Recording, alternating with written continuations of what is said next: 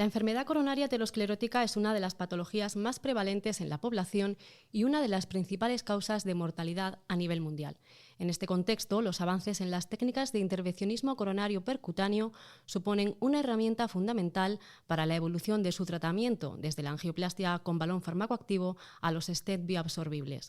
¿En qué consisten las últimas novedades en este campo?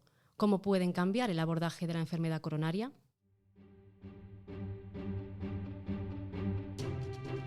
Cardio Podcast. Novedades científicas y actualidad clínica de la mano de expertos de la especialidad. Suscríbete al canal Cardio Podcast y escúchanos en Google, Apple y Spotify. Bienvenidos a Cardio Podcast, la producción de la Sociedad Española de Cardiología, coordinada por su grupo de jóvenes cardiólogos.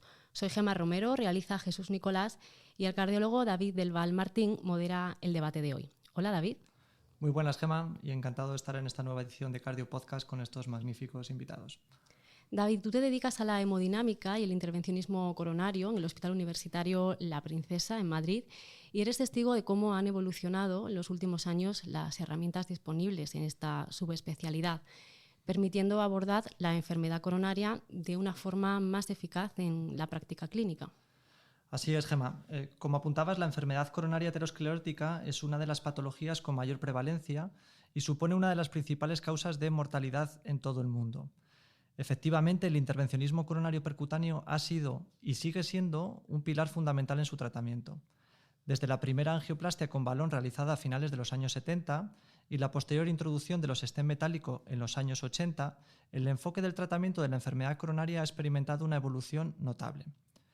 En los últimos años estamos presenciando la aparición de nuevas tecnologías que están transformando el tratamiento de esta enfermedad, como son el uso del balón liberador de fármaco y los stent de materiales bioabsorbibles que han surgido como alternativas prometedoras en diversos contextos clínicos y su adopción está yendo en aumento en nuestro país. De hecho, un dato. Según el registro de la Sociedad de Cardiología Intervencionista, en los últimos 2 años el número de intervenciones coronarias percutáneas realizadas exclusivamente con balones liberadores de fármaco se ha duplicado. En este episodio queremos y vamos a profundizar en estos avances tecnológicos y analizaremos cómo están redefiniendo el panorama del tratamiento de la enfermedad coronaria.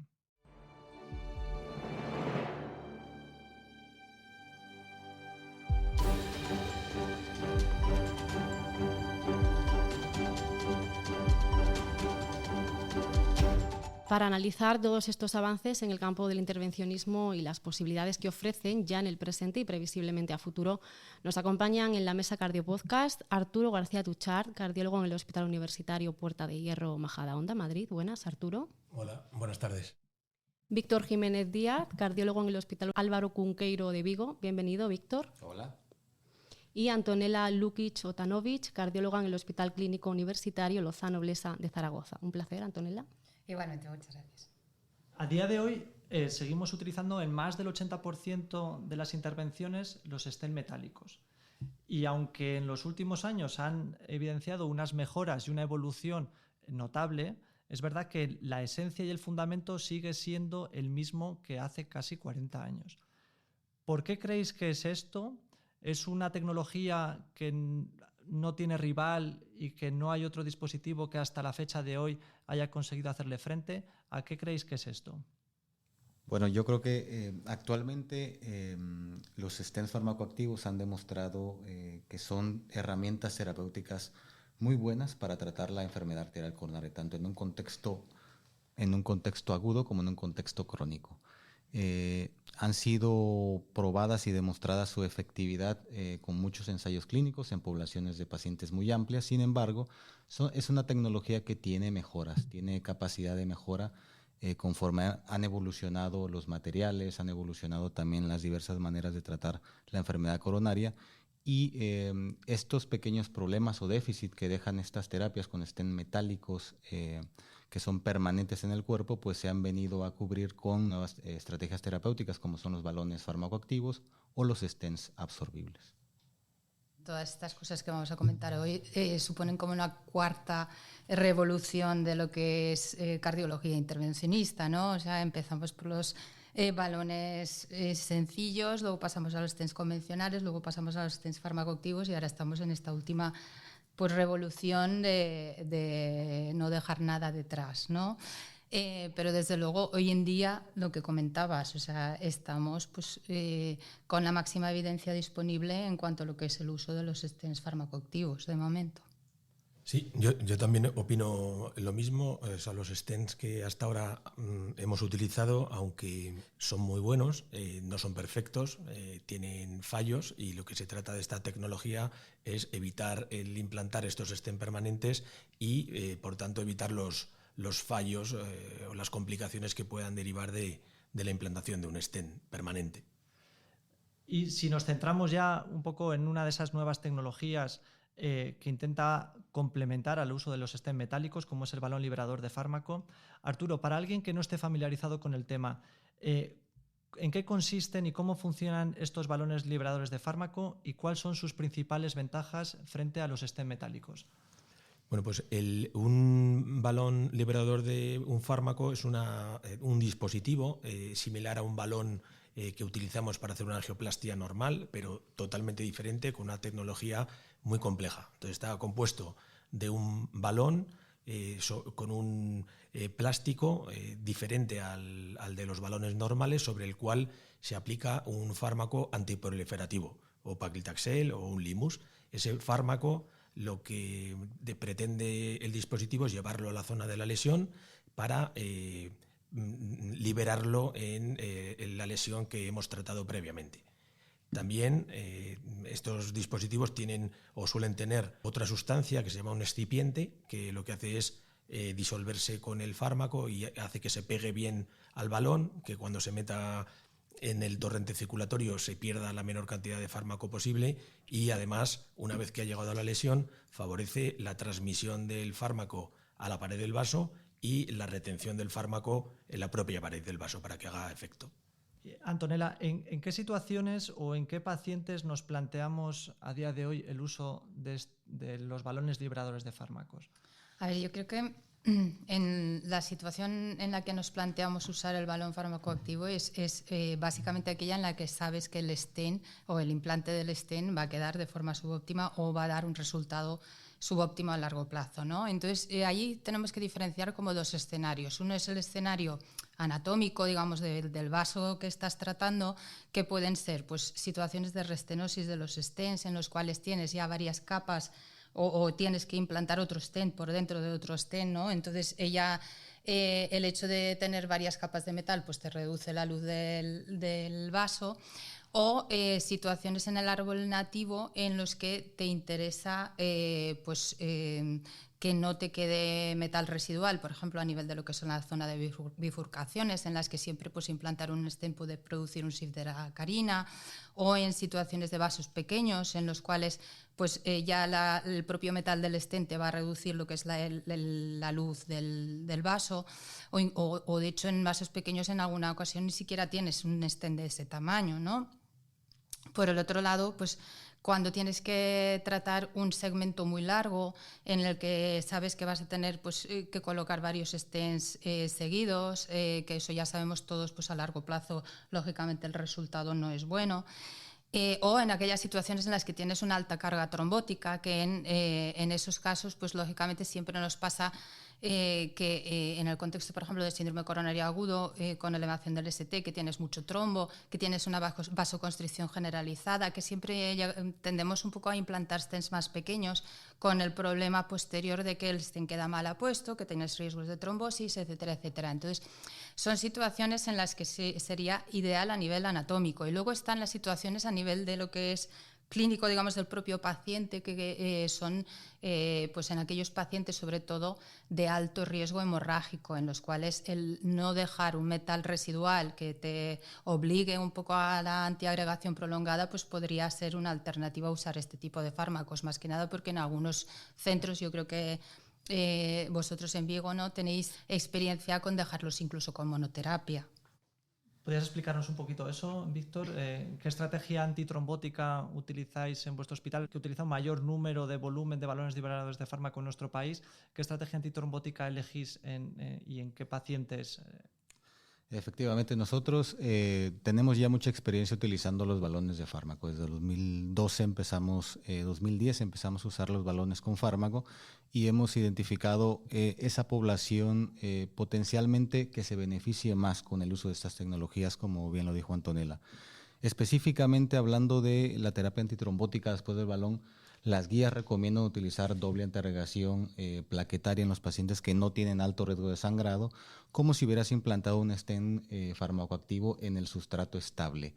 Y si la puedes prolongar durante 6 meses sería ideal. Sin embargo, hablando de los pacientes con alto riesgo de sangrado, nosotros tenemos ya cierta experiencia utilizando monoantiagregación en pacientes en donde en realidad el riesgo de sangrado es muy alto y en donde tú prevés que darle la doble antiagregación o no la van a tolerar o tendrán algún evento hemorrágico adverso, ¿no?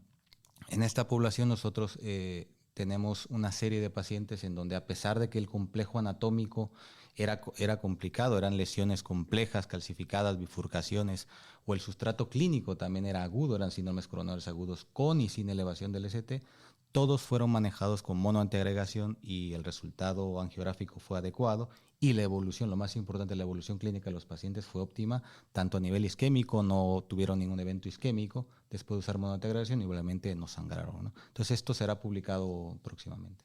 Muy interesante.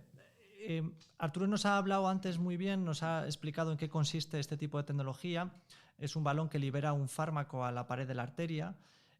La evidencia acumulada con paclitaxel probablemente sea la mayor que disponemos en la actualidad, pero en los últimos años ya tenemos pues estudios que nos reportan resultados sobre el uso de otro tipo de fármacos, como puede ser el sirolimus o diferentes compañías que están desarrollando en la actualidad otros balones con otro tipo de limus.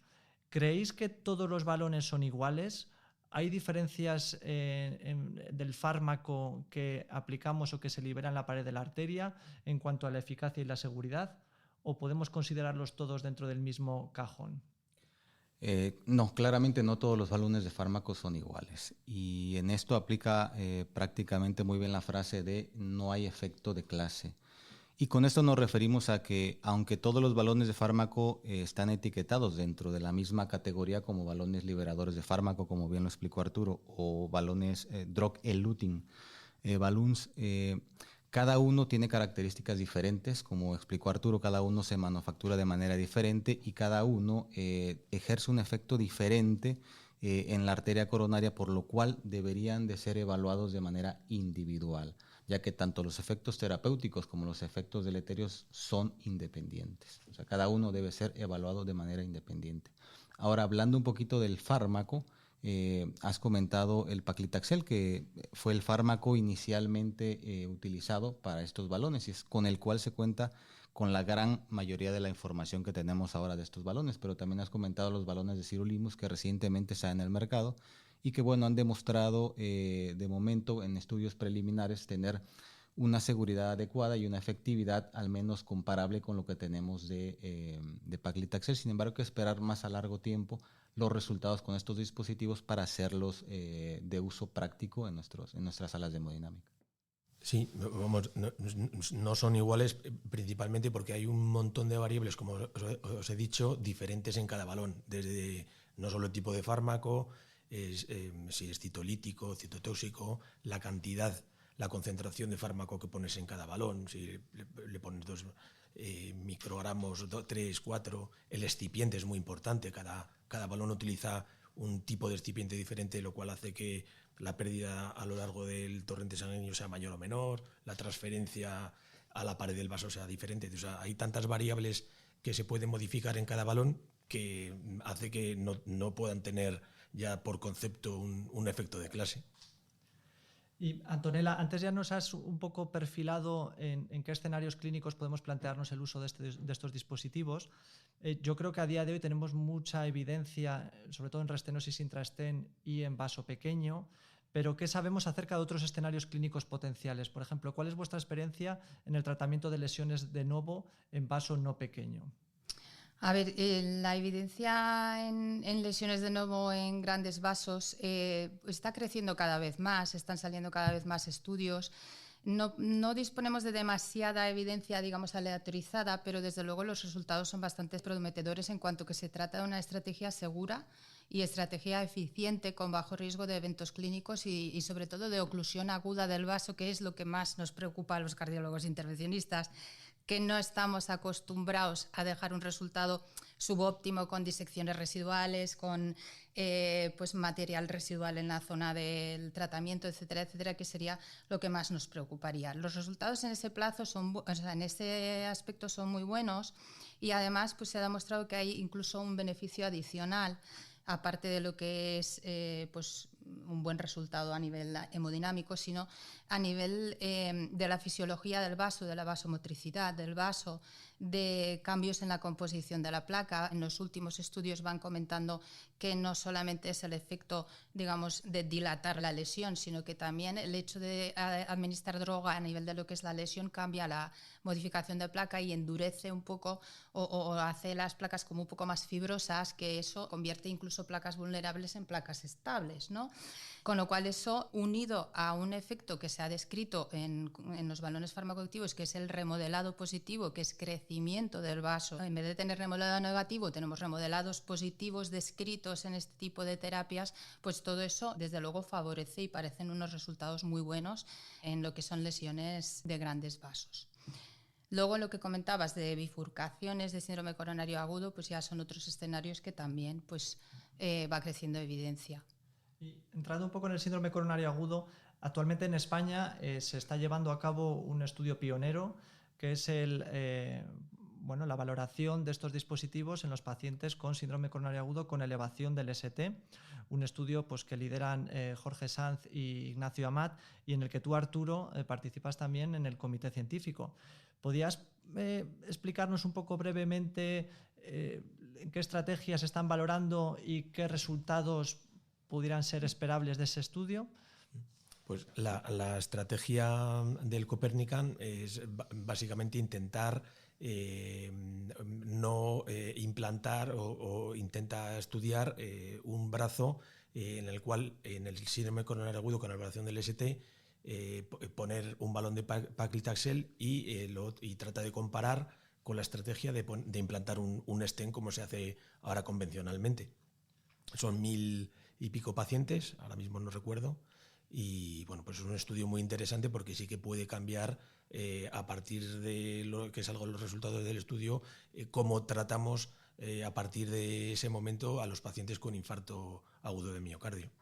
Efectivamente, aparte de eso, o sea, el Copernican tiene una cosa que me parece muy interesante, que es que no está valorando la efectividad de la terapia en el síndrome coronario agudo, sino que está valorando un poco en global lo que es la estrategia, porque es que el tratar una lesión con balón farmacoactivo no es llegar y pum, sino que tienes que preparar muy bien la placa. O sea, es que en todos los estudios que te hablan de cómo utilizar el balón farmacoactivo es que te insisten muchísimo de que la placa tiene que estar muy bien preparada. Entonces, eso implica una predilatación, implica una trombectomía, implica muchas más cosas que en el contexto concreto de síndrome coronario agudo con elevación del ST es compleja, o sea que es que hay que valorar pues que no hagan no reflow, que no tengas complicaciones, y eso me parece más allá de lo que es la efectividad del balón en este escenario, la posibilidad de la estrategia, ¿no? Que es lo interesante del Copernican, sí.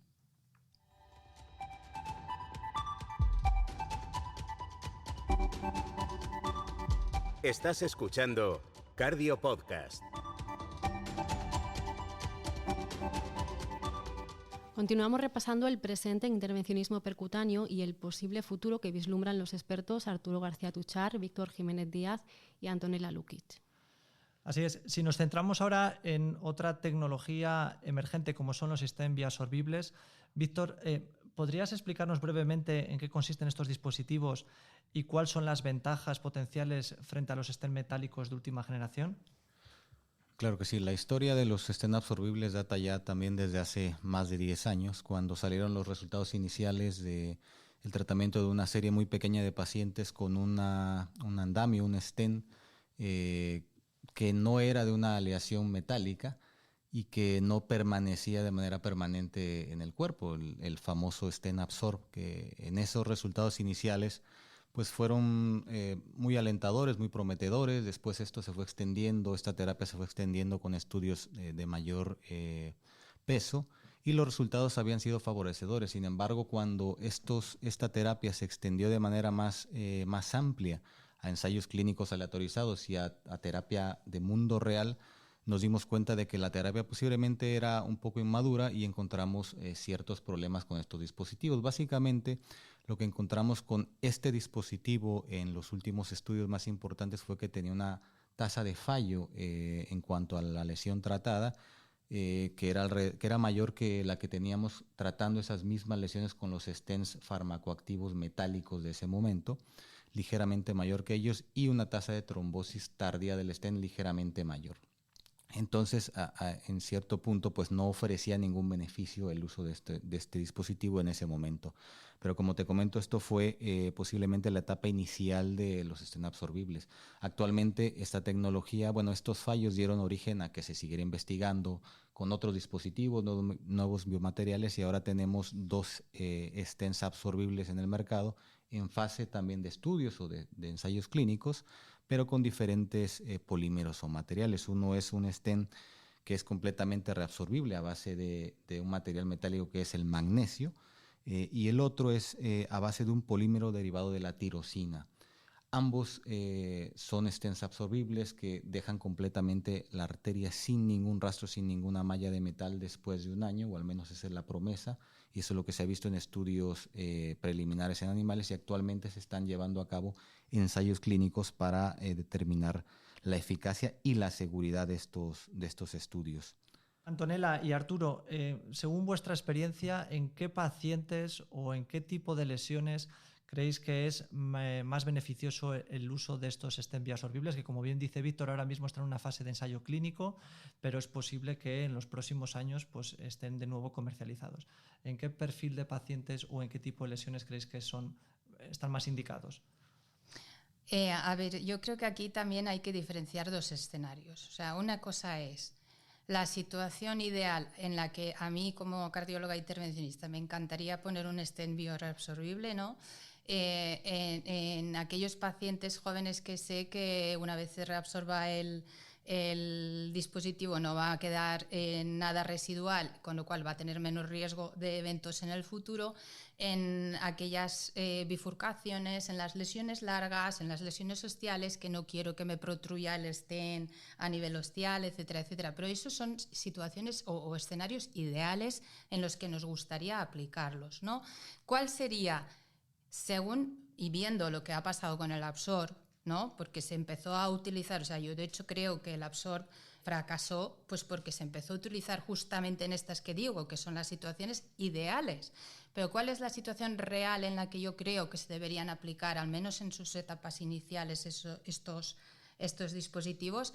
Pues en aquel paciente joven que no tiene alto riesgo hemorrágico, que el vaso es relativamente grande, que la lesión es una lesión tipo A, que quiere decir que es fácil de tratar con un stent, que sabes que te va a quedar de maravilla, que no vas a tener zonas de calcio, ni zonas fibróticas, ni nada que pueda, digamos, impedir que se expanda bien este material o que va a condicionar que colapse en poco tiempo, ¿no? O sea, que son las cosas que tenemos que tener en cuenta con estos nuevos dispositivos. Esa sería para mí la situación ideal, y de hecho en nuestra experiencia cuando estuvimos implantando los Absorbs, realmente en este escenario concreto de paciente joven, lesiones grandes, etcétera, etcétera, fueron de maravilla. O sea, que es que los controles angiográficos con OCT a largo plazo fueron estupendos. O sea, de hecho da pena que se haya dejado de comercializar o que no estemos en fase ya un poco más avanzada con el tema, justo por eso, porque nos hemos precipitado un poco en implantarlos en situaciones en las que nos hubiera gustado de forma ideal implantarlos, pero no la realidad, digamos, del momento.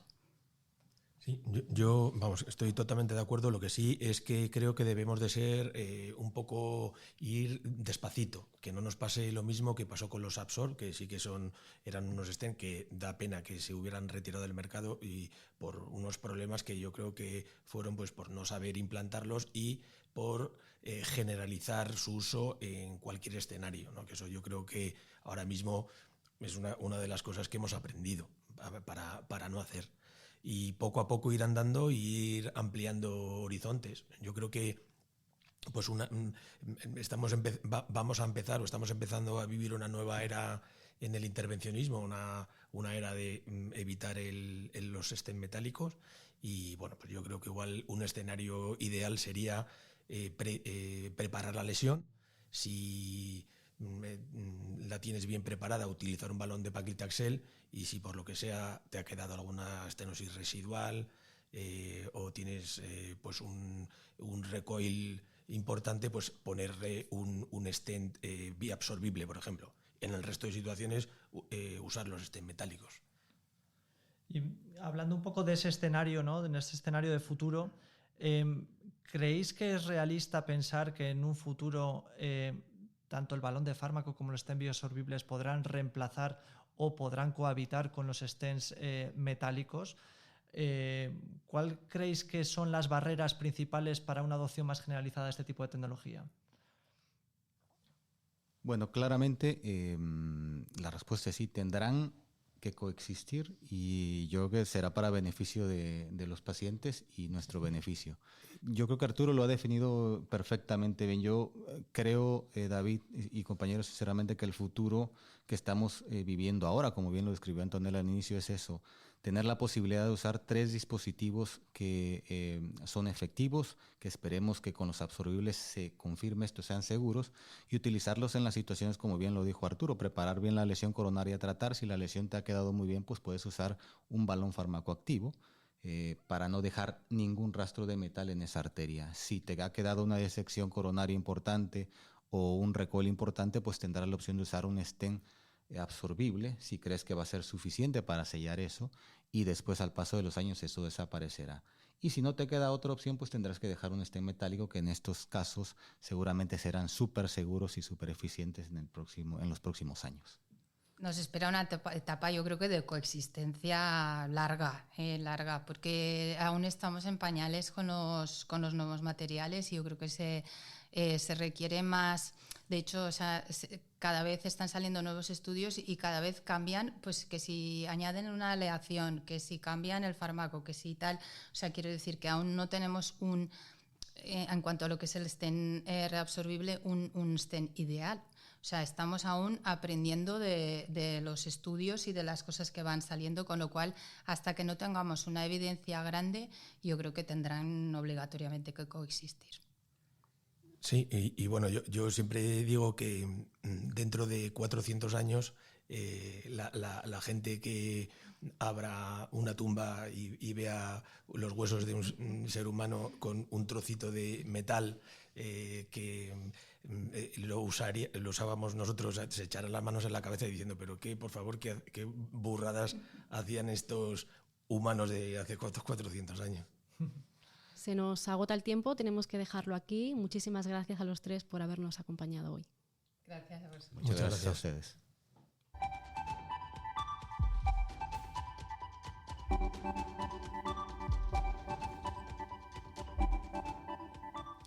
David, vamos a despedir esta apuesta en común apuntando a los oyentes los 2 mensajes más importantes que te llevas después de escuchar a los compañeros de especialidad. Bueno, tanto el balón liberador de fármaco como los stents bioabsorbibles son 2 estrategias que persiguen el no dejar nada en la arteria, que son 2 estrategias de tratamiento de la enfermedad coronaria aterosclerótica que están en auge, y que es posible que en los próximos años pues tengamos mucha más evidencia y un uso más generalizado de estas 2 tecnologías. Pues hasta aquí el episodio de hoy. Muchas gracias, David, por preparar este análisis que, como el resto de programas Cardio Podcast, está disponible en nuestra playlist en Spotify, YouTube y Apple Podcast. Y si queréis ampliar información, podéis revisar la bibliografía relacionada en la web de secardiología.es. Hasta dentro de 2 semanas. Cardio Podcast, un programa de la SEC coordinado por su grupo de jóvenes cardiólogos.